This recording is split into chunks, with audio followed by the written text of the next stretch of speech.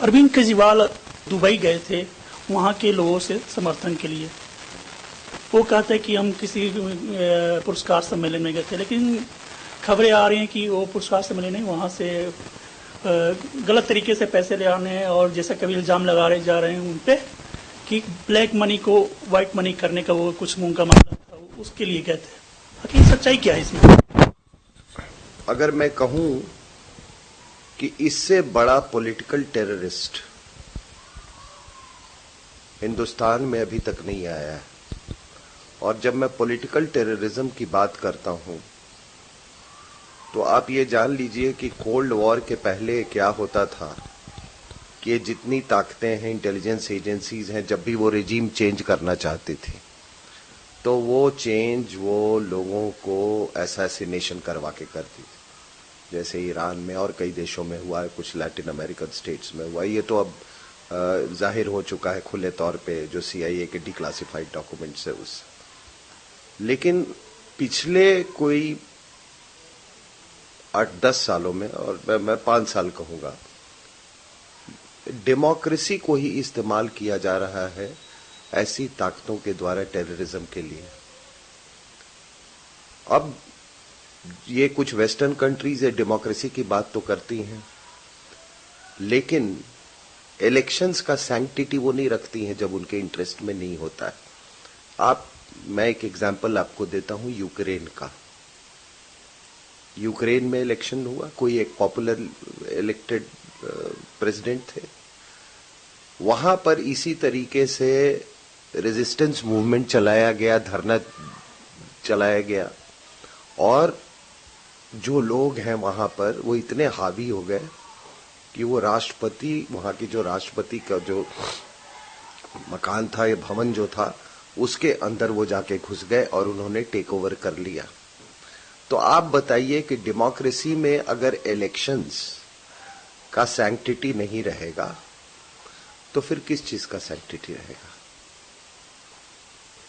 उसी तरीके से आपको याद होगा कि अरविंद केजरीवाल ने 26 जनवरी को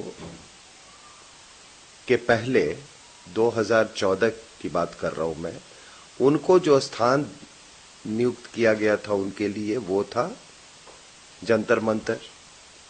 वहां से उनको वो उठ के चले आए रेल भवन के पास, जो कि बिल्कुल नर्व सेंटर के पास। दिल्ली के इस पूरे हिंदुस्तान का जो नर्व सेंटर है वो है आपका नॉर्थ ब्लॉक, साउथ ब्लॉक और राष्ट्रपति भवन का एरिया। ये आदमी वहां आके बैठा, जबकि उस समय इतना सेंसिटिव पीरियड था, आपका रिपब्लिक डे परेड होने वाला था। उनको किसी ने रोका नहीं, किसी ने रोका नहीं, क्योंकि कोई फैसिलिटेट करना चाहता था। मान लीजिए वो अंदर चले आए भी है, आए अपने सपोर्टर्स के साथ,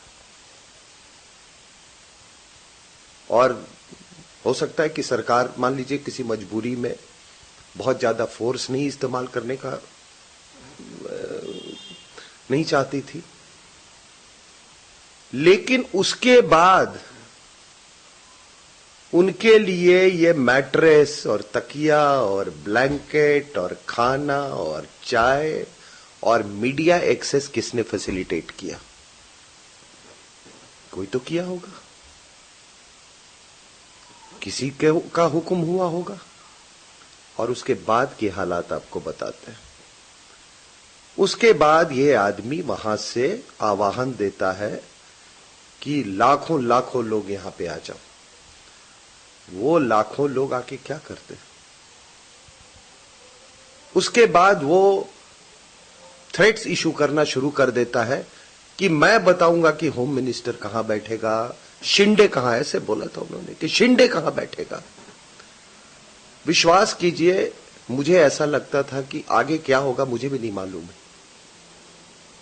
अगर वो जो 3-4 लाख आदमी की ये बात कर रहा था, अगर वो यहां पे वो आ जाते और उसी तरीके से जो यूक्रेन में हुआ अगर घुस जाते तो हिंदुस्तान की हालात क्या होती?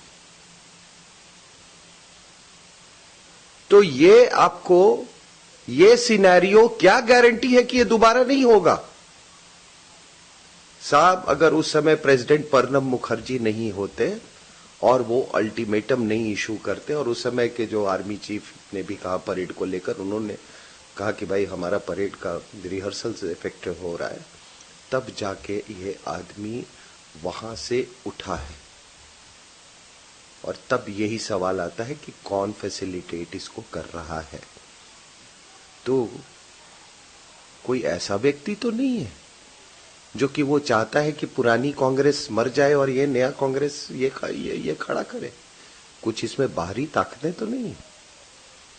अब आपने सवाल पूछा ये दुबई जाने का। आप बताओ साहब, ये कितना ये पुराना, ये धरती, ये देश, आपने कभी आप सोच सकते हैं कि कोई यूरोप से, कोई कंट्री से कोई नेता यहां पर आए इलेक्शंस के पहले फंड रेजिंग के लिए? कोई मिडिल ईस्ट से आए वहां के इलेक्शंस के पहले? ये आदमी जर्मनी, यूएसए, दुबई इलेक्शंस के पहले जाता है। और ये सारे के सारे लोग, यहां की तमाम मीडिया इस चीज को क्वेश्चन नहीं करती है कि आप ये किस लिए गया था वहां पे। ये बताइए, मैं एक आपसे बात करता हूं, अगर आप पूरा कंट्री ले लें तो पूरे कंट्री में अगर आप पॉपुलेशन का अगर वोट परसेंटेज देखें, चाहे वो कांग्रेस हो, चाहे बीजेपी हो, या उनका वोट परसेंटेज इससे 100 गुना ज्यादा है। तो अगर 100 गुना ज्यादा है तो इसी प्रोपोर्शन में इनका इन्फ्लुएंस भी होगा। जो एनआरआई कम्युनिटी, मान लो जो, तो वो उनको तो फिर 100 गुना चंदा आना चाहिए इसके बराबर। ये कौन सी एक नई पार्टी, मतलब पूरा ये जो क्लेम करता है कि इमेजिनेशन क्या चाहिए, ये सब झूठ बात है। मुझे मालूम है कि ये आदमी हिंदुस्तान के जो दुश्मन हैं, जो दाऊद के लोग हैं, उससे ये मिला है जाके।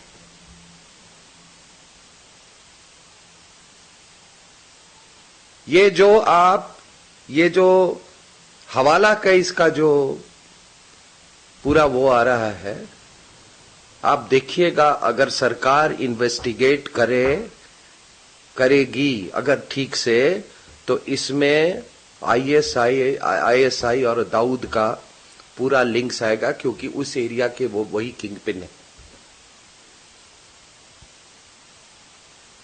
आप बताइए, पहली बात मैंने आपको कही कि आप सोच सकते हो ये अपने आप में कितनी शर्मनाक बात है। क्या हम इतने सबवर्टेड डेमोक्रेसी है कि यहां का पॉलिटिशियन वहां जाता है फंड कलेक्ट करने, और वो भी अवार्ड लेने के बहाने। और किस चीज का अवार्ड? इसको अवार्ड देके उनको क्या ये मिलेगा? जो आदमी इंडिया में खुद इतना कंट्रोवर्शियल है, जो आदमी बाटला हाउस एनकाउंटर को फॉल्स कहता है, जो कहता है कश्मीर दे दो, जिसका नक्सलाइट से लिंक है, वो आदमी जो कि यहां पर एक सिक्योरिटी रिस्क है, आप उसको अवार्ड देने के लिए बुलाते हो? आप ये क्या है? तो मेरा क्या कहना है कि आप देखिए कि किस तरीके से पूरे डेमोक्रेसी को सबवर्ट किया जाता है।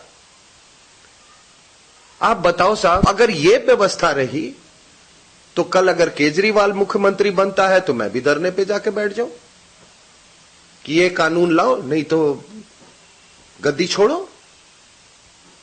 अगर ऐसी अराजकता होगी तो स्टेबिलिटी नहीं रहेगा, और जब स्टेबिलिटी नहीं होगी तो डेवलपमेंट नहीं होगा। और ये इंस्टेबिलिटी ही लाने के लिए ऐसे देश के दुश्मनों को तैयार किया गया है।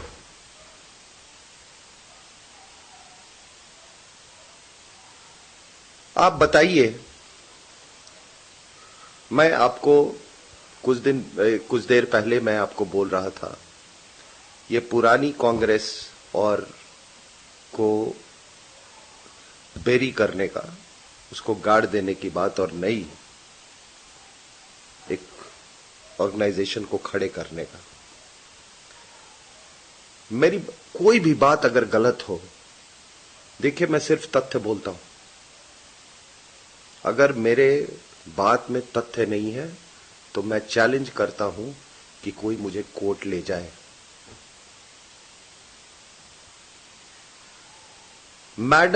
क्या मैडम सोनिया गांधी ने केजरीवाल के लिए ये लिखा था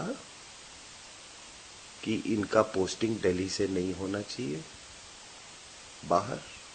क्या सरकार को लिखा था?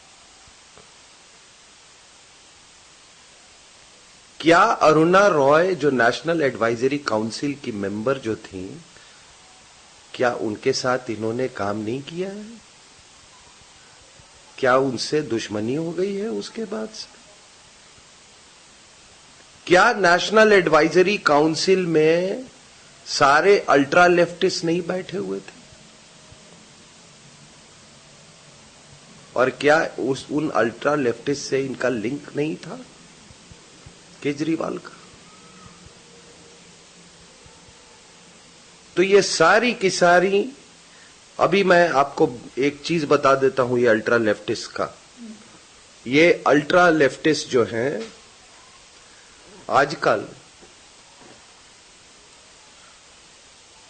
चाइना से इनका जो भी आइडियोलॉजी मिला होगा इनको, लेकिन वो एक्सट्रीम लेफ्ट विंग आइडियोलॉजी, वो तो नाम माओ का है, जो एक्सट्रीमिस्ट आइडियोलॉजी है, आजकल उसके सबसे बड़े चैंपियन यूरोप में बैठे हुए हैं, फ्रांस में, जर्मनी में, इटली में।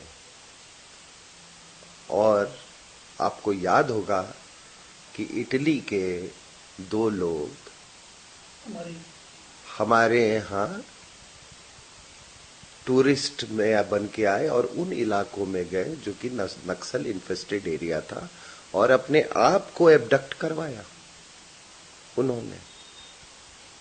आप बताओ साहब, उनको सबसे ज्यादा चिंता हमारे देश के लिए। उसके बाद 10 करीब टूरिस्ट फ्रांस के यहां आए, नवादा के आसपास बिहार में नक्सलियों को मिलने का कोशिश किया, उनको डिपोर्ट किया गया वहां से। और सबसे बड़ी बात है कि जब विनायक सेन का ट्रायल हो रहा था तो यूरोपियन कमीशन के लोग यहां आए और रायपुर गए और उन्होंने पूरी कोर्ट प्रोसीडिंग्स के दौरान वहां खड़े थे। अब बताओ साहब, ये इसको फिर किसने फैसिलिटेट किया? क्या आपको किसी वेस्टर्न कंट्री में इस तरीके से आपके डेलीगेशन को परमिशन मिलेगा? चलो, आपने परमिशन दे भी दिया। उसके बाद जैसे ही विनायक सेन को बेल मिला, उसके कुछ घंटों के भीतर या कुछ दिनों के भीतर उनको प्लानिंग कमीशन के हेल्थ कमेटी का मेंबर बनाया गया। वो कहां से फैसिलिटेट हुआ? Same advisory council. और आपको मालूम है वो नेशनल एडवाइजरी, पता नहीं क्या एडवाइजरी वो करती थी, उन्हीं के कहने पे किया होगा। तो Vinayak Sen, Naxals, national advisory council, national advisory council की जो बेनिफेक्टर थी वो और केजरीवाल, अभी आपको सारी नेक्सस समझ में आ गई। तो अगर कोई कहता है कि ये केजरीवाल नक्सल है तो क्या गलत बोल रहा है ये? और मैं आपको आज बता रहा हूं कि लोग समझ, देखिए मुझे राजनीति से कुछ लेना देना नहीं है, लेकिन मुझे कुछ यूथ से यहां बहुत शिकायत है, वो यूथ जो कि बिल्कुल जड़ों से अलग हो गए और जो कि सोचते हैं कि पूरी मतलब जिंदगी वो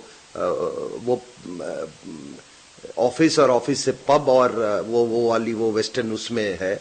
मेरे को उनसे ये बहुत शिकायत है कि सब कुछ जानते हुए, मैं एक आदमी जिसको शिक्षा का उतना अपॉर्चुनिटी नहीं मिला है, उसके बारे में मैं समझ सकता हूं कि वो बहकावे में आ सकता है, लेकिन ऐसे लोग जिनके लिए हिंदुस्तान की धरती ने बहुत सारी मेहरबानियां की हैं, जिसके बदौलत उन्होंने ये अंग्रेजी बोलना सीखा है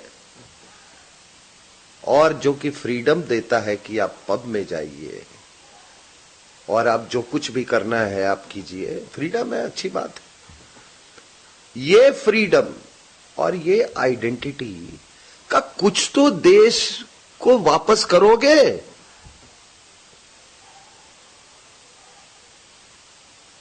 आप कैसे एक आदमी को सपोर्ट कर सकते हो जो कि अपने ही जवानों पे, अपने ही जो लोग जो शहादत जो दे रहे हैं, मान लीजिए आज सभी डिसाइड कर लेते हैं कि कोई देश के लिए नहीं मरेगा, क्या होगा इस देश का? आपने कभी सोचा?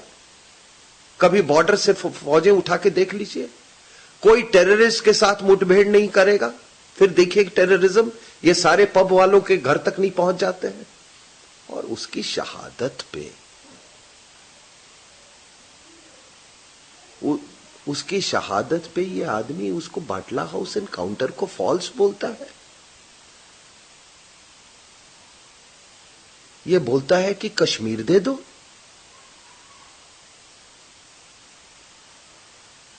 तो क्या कहां कमी, हमारे चरित्र में क्या कमी हो गई है? और मैं आपको बताता हूं, मैं मीडिया में, मैं एज अ सिक्योरिटी एक्सपर्ट कई चैनलों पे जाता हूं और कई पिछले कोई 8-10 साल से यह सिलसिला रहा है। ये जितने लोग जिनकी ये एंटी नेशनल दुकानें चलती थीं मीडिया में और बाहर, और उसमें और जो आपके एकेडमिया है, उस एकेडमिया में एक यूनिवर्सिटी भी है, आपको मालूम है, वो जितने देशद्रोही लोग, जितने ऐसे एलिमेंट्स थे, वो उनको डर लग रहा है कि उनकी शायद दुकानें बंद न हो जाएं। वो सारी की सारी ताकतें आप देखोगे एक साथ मिल गई है और ये आदमी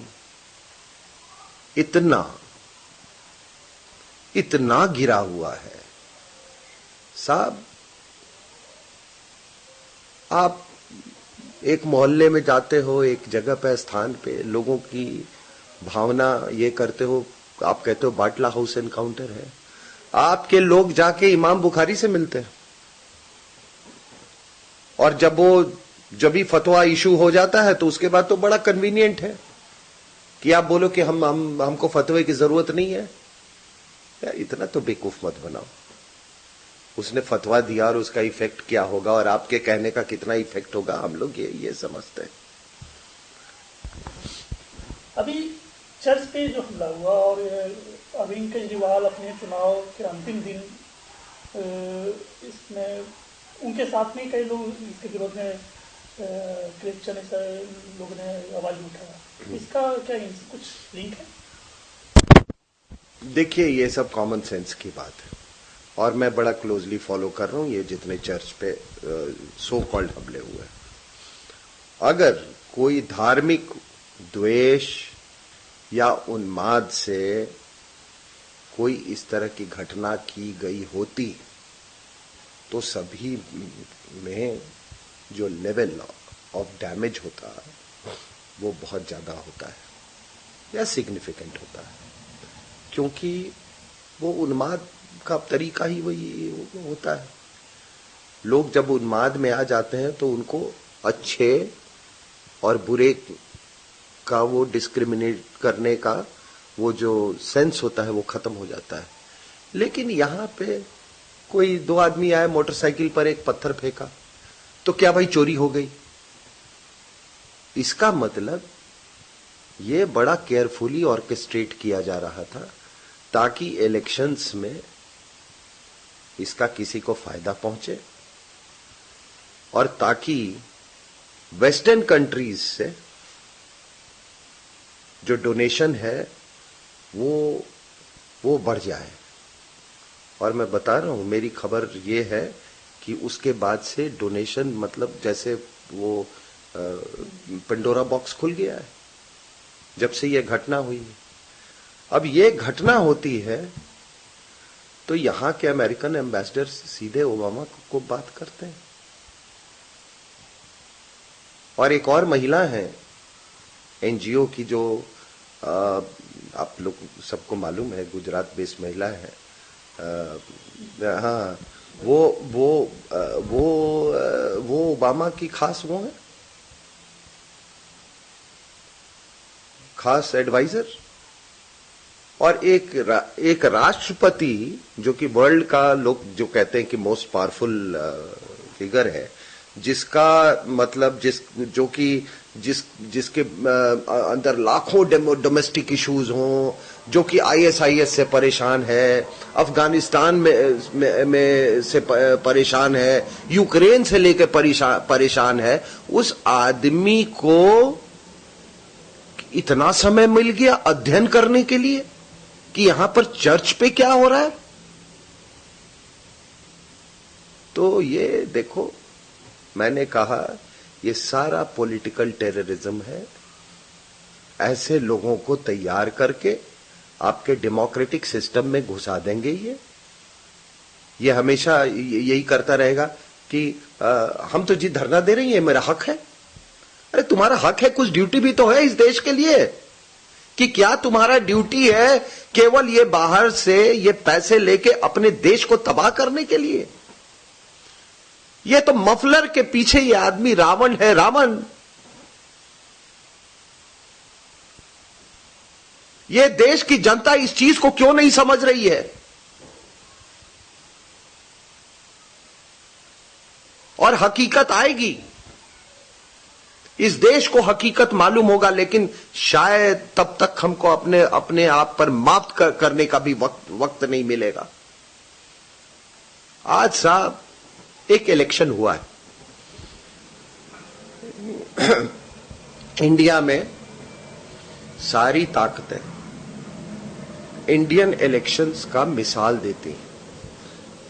जिस स्केल पे लॉजिस्टिक्स इन्वॉल्व है यहां पे, और 100 करोड़ 120 करोड़ वाले पॉपुलेशन में और इतने बड़े देश में एक सक्सेसफुल इलेक्शन कंडक्ट करवाना, डेजर्ट्स में, माउंटेन्स में, आइलैंड्स में,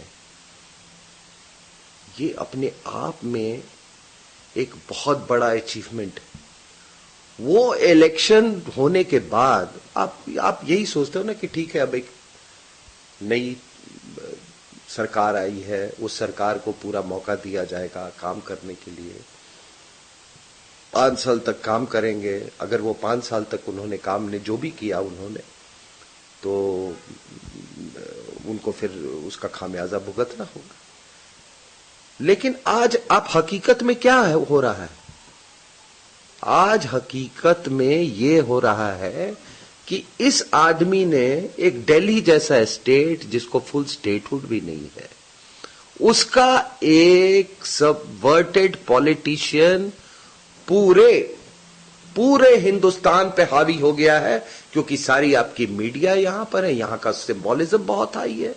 लोग बात करने लगे हैं कि मतलब सरकार के रेफरेंडम की बात करने लगे हैं। तो ये आदमी, आप देखो, एक छोटे से आदमी जो कि दिल्ली से एक पार्लियामेंट्री सीट नहीं जीता, वो आदमी आज पूरे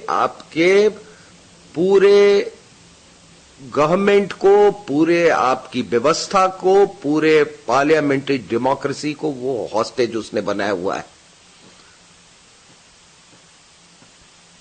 अब बताओ इसका ये कितनी बड़ी साजिश थी कि एक आदमी जो कि जिसको 100 सीट भी मान लो मिलने की, उस समय आपको याद होगा 2014 का लोकसभा पोल्स का, सारे चैनल्स आपके चला रहे थे कि अगला प्रधानमंत्री कौन बनेगा, राहुल गांधी, मोदी या अरविंद केजरीवाल। इसका नाम कहां से आ गया? आपको मालूम है, जो ये बनारस में लड़ रहा था तो 23 एनजीओ, फॉरेन फंडेड एनजीओ वहां पे थी बनारस में, और फिर भी यहां के लोगों को समझ में नहीं आ रहा है। तो आप बताइए साहब एक चीज, कि क्या कोई टेररिस्ट, कोई देशद्रोही, कोई राजनीति में चला जाए और वो पढ़े लिखे का गार्ब में वो इस तरह की हरकतें करे, सेडिशियस, जो देश के खिलाफ हो, तो क्या उसको माफ कर देना चाहिए? क्या इस डर से कि इसका पॉलिटिकल इफेक्ट पड़ेगा? आज आप बताइए, मैं आपसे एक सिंपल सा सवाल पूछता हूं कि अगर मैं RSN सिंह 4 चेक एक्सेप्ट करता हूं जिसके डोनर का पता ना हो,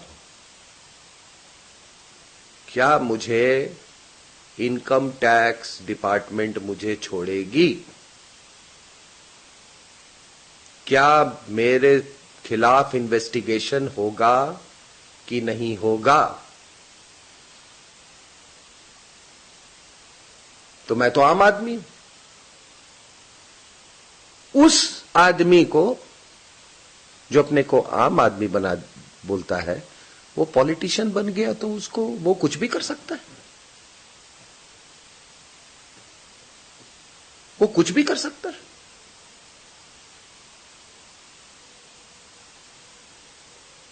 तो ये देखिए, जो मैंने कहा कि ये is a perfect example of political terrorism. और पॉलिटिकल टेररिज्म के हम लोग एग्जाम्पल्स बहुत देख रहे हैं। यूक्रेन हुआ, आपका जो सारा अरब स्प्रिंग था वो भी एक पॉलिटिकल टेररिज्म पे था। सीरिया में वो इन्होंने करने की कोशिश की गई, वो पॉलिटिकल टेररिज्म फेल कर गया। श्रीलंका में कुछ भी कोशिश की गई है। रसा में भी ऐसा कोशिश किया गया 2012। वो कोशिश अभी भी जारी, वो सभी जगह। और बताओ साहब एक चीज, कि ये सारे जो एनजीओ हैं, ये फॉरेन फंडेड एनजीओज, ये ओबामा को ये क्यों नहीं कहते हैं जाके कि यार तुम अपने देश के बारे में कुछ करो? तुम्हारे स्टैटिस्टिक्स के अनुसार वहां हर 3 औरत में 1 औरत रेप होती है। यहां के एनजीओज बोले जाके, वहां भी तो कुछ करना चाहिए। इस एनजीओज को, ये जितने ये आपके नेशनल एडवाइजरी काउंसिल के जो वो टॉप लेवल के एनजीओज थे, ये ठीक है, उनको इसी में डीस्टेबलाइजेशन में, इन्वायरमेंट से कैसे डीस्टेबलाइज करना है कंट्री को, कैसे अगर मान लीजिए कि कोई प्रोजेक्ट से कोई देश का फायदा होगा तो किसी और देश के कहने पे उसको रुकवाना कैसे है, ये सारे चीज में ये माहिर हैं ये लोग। उन लोग को कभी ये क्यों नहीं हुआ कि जाके अमेरिका को बताए यार अपने यहां कुछ करो, फैमिली इंस्टीट्यूशंस बनाओ। तुम्हारे यहां लोग इतने पैरानॉइड क्यों हैं?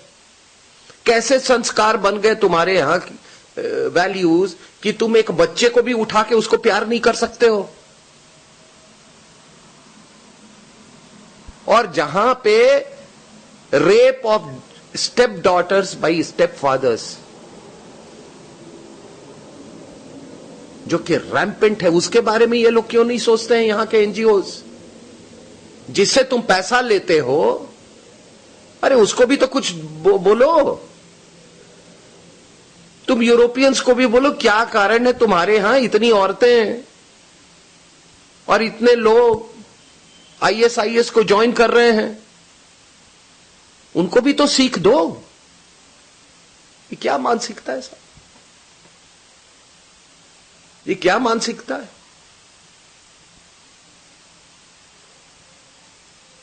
और ये जो मैंने बोला कि ये जो पूरे मैं अगर आप देख रहे होगे, ये पूरे आपका जो ये जो एंटी नेशनल एलिमेंट्स है सारे, और वो एलिमेंट्स जिनको लग रहा है कि दुकानें बंद हो सकती हैं, वो दे हैव स्मेल्ट ब्लड। उन्होंने खून अभी सूंघ लिया है, उनको लग रहा है कि ये चुनाव जीत जाएगा। और आने वाले दिनों में मैं आपको एक बात कह रहा हूं, अगर ये आदमी चुनाव जीत के आ गया तो आप समझ जाओ कि ये आपके मीडिया में कुछ लोग और जो प्रिंट मीडिया में और ऑडियो विजुअल मीडिया में ये हर दिन इस आदमी से सेंट्रल गवर्नमेंट को गाली दिलवाएंगे और ये हमेशा न्यूज में बना रहेगा। पूरी दिल्ली का फोकस और ये आदमी गार्नर करेगा और यहां से कंट्री को डीस्टेबलाइज करेगा। इस बात को लोग समझ लें कि वो क्या करने जा रहे हैं। इस संदर्भ में बिहार के लालू प्रसाद जी उन्होंने बोला कि अभी हम लोग कई योजनाएं बना रहे हैं, कई प्लानिंग कर रहे हैं, जिसके आधार पे जो एनडीए गवर्नमेंट को, मोदी की जो गवर्नमेंट है, उसको 1.5-2 साल में खत्म कर देंगे। तो क्या इसका भी कोई इनका कुछ, इन लोग का जो अभी समीकरण जैसे बढ़ रहा है कि ये जनता परिवार इकट्ठा हो गए हैं और जनता परिवार अब इनके केजरीवाल को सपोर्ट करे, तो कहीं कुछ इन सबका संबंध है क्या? मैंने आपको एक बता दिया कि विनायक सेन जैसे लोगों को कहां से प्रोटेक्शन मिलता था। ठीक है, अनफॉर्चुनेटली जब एक कोई एक्स्ट्रा कॉन्स्टिट्यूशनल अरेंजमेंट होता है, एक्स्ट्रा कॉन्स्टिट्यूशनल अरेंजमेंट जैसे कि एक सुपर प्राइम मिनिस्टर हो और एक वर्किंग प्राइम मिनिस्टर, तो ये ऑब्वियस है कि दोनों दो पावर से प्रॉप अप हो रहे हैं। ठीक है, वो ये नहीं है कि कोई शौक से कोई ऐसा अरेंजमेंट पे जाते हैं, वो मजबूरी में है, तो मजबूरी का एक्सटर्नल पावर्स फायदा उठाते हैं।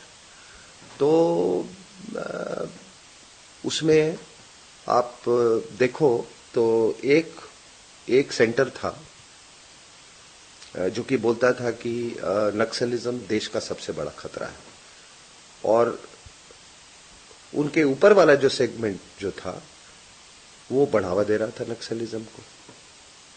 तो ये दोनों दो इंटरनेशनल इन्फ्लुएंसेस के उसमें काम थे। जब भी ऐसी सरकारें बनती हैं और जो एक्स्ट्रा कॉन्स्टिट्यूशनल अरेंजमेंट होता है, तो उसमें मतलब जो ये एक्सटर्नल पावर्स हैं उनको तो मजे आ जाते हैं, सारे काम करवा लो उनसे। आपने देखा होगा कि किस तरह से न्यूक्लियर डील में ऐसे लग रहा था कि कुछ लोगों की कि नहीं हुआ तो नानी मर जाएगी उनकी,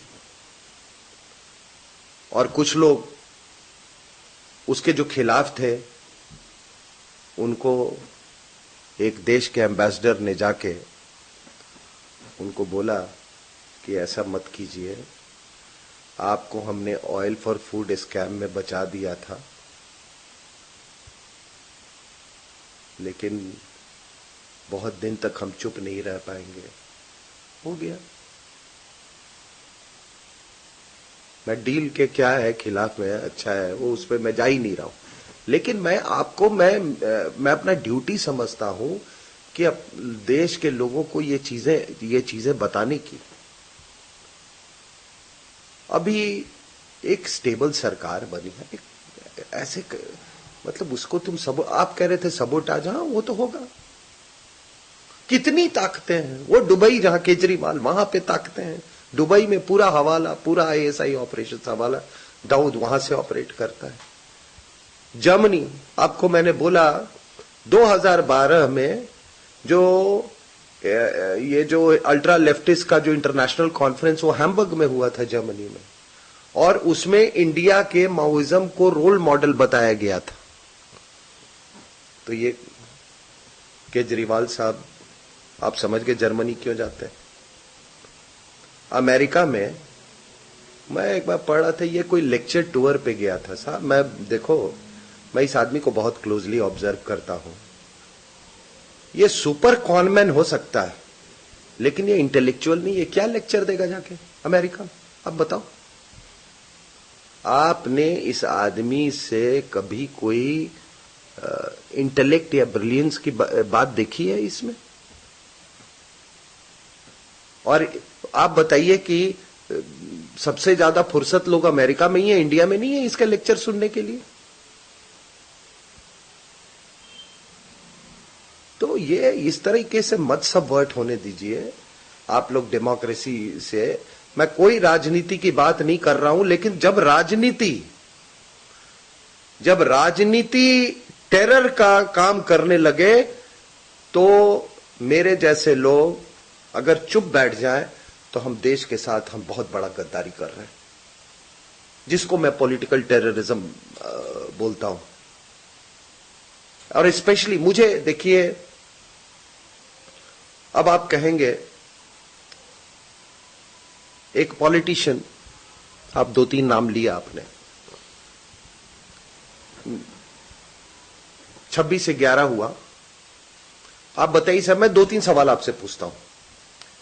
26 से 11 हुआ, अगर अजमल कसाब नहीं पकड़ा जाता तो इसको हिंदू टेरर बनाया जाता कि नहीं बनाया जाता? पूरी तैयारी थी इसकी, पूरी तैयारी थी।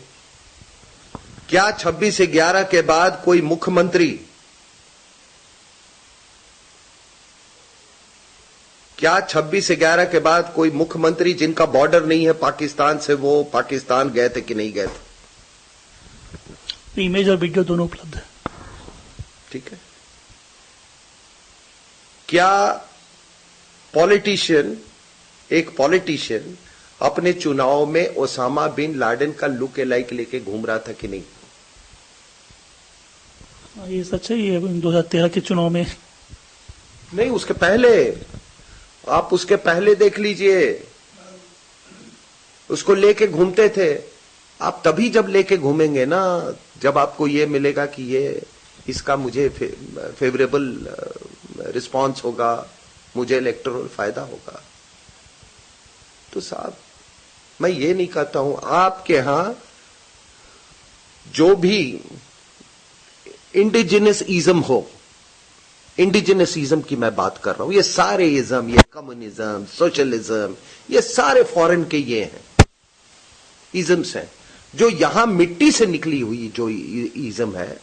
अगर वो इज्म पे हम ध्यान देते, और मेरे लिए एक ही वो इज्म है, वो है नेशनलिज्म, जो आपके मिट्टी से निकली हुई हो वही आपको सर्व करेगा। और एक मैं आपको एक बता दूं एक बात, कि लोग ना आपको कहेंगे कि हम सब, आप सबसे बड़े पेट्रियट हैं। तो मैं आपको बोलता हूं कि पेट्रियट की 2-3 चीजें होती हैं। एक पेट्रियट हमेशा बोलेगा कि हम एक कैसे थे और एक कैसे रह सकते हैं, हमारा इतिहास में एकता कहां कहां पे है। जो देश का दुश्मन है वो हमेशा बोलेगा कि आप अलग, हम लोग अलग अलग कैसे हैं। एक पेट्रियट बोलेगा कि आप देखो साहब, मणिपुर से लेके केरला तक लोग साड़ी पहनते हैं, एकता है।